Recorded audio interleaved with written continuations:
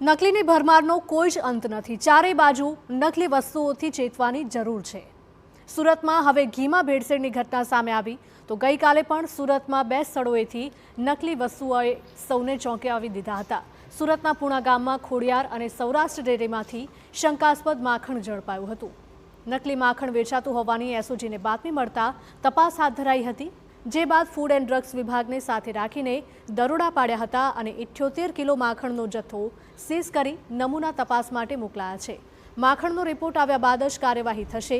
તો પૂણાની જ રંગ અવધૂત સોસાયટીમાંથી નકલી કોસ્મેટિક બનાવવાની ફેક્ટરી ઝડપાઈ હતી, જ્યાંની 11,78,000નો નકલી ચીજ વસ્તુઓનો જથ્થો જપ્ત કરાયો।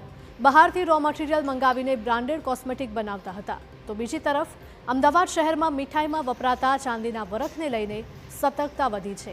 ચાંદીના વરખવાળી મીઠાઈના સેમ્પલ લેવામાં આવી રહ્યા છે। એલ્યુમિનિયમની ભેળસેળવાળા વરખનો ઉપયોગ ન થાય તે માટે તપાસ કરાઈ રહી છે। ગ્રાહકોને પણ આરોગ્ય વિભાગે ચેતવણી આપી છે।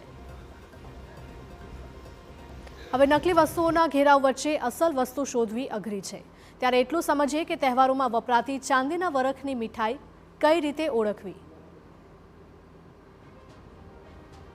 તો અસલી વરખને કઈ રીતે ઓળખવું તેની માહિતી આપીએ તો અસલી ચાંદીનો વરખ ખૂબ જ પાતળો અને ચમકદાર હોય છે।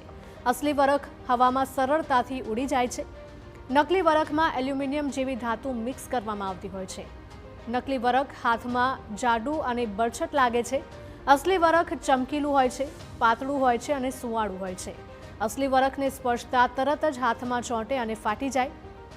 નકલી ચાંદીનો વરખ ઝડપથી ફાટતો નથી, ત્યારે મીઠાઈ લેતા પહેલા FSSAIની માન્યતા છે કે નહીં તે પણ તપાસવી ખૂબ જરૂરી છે।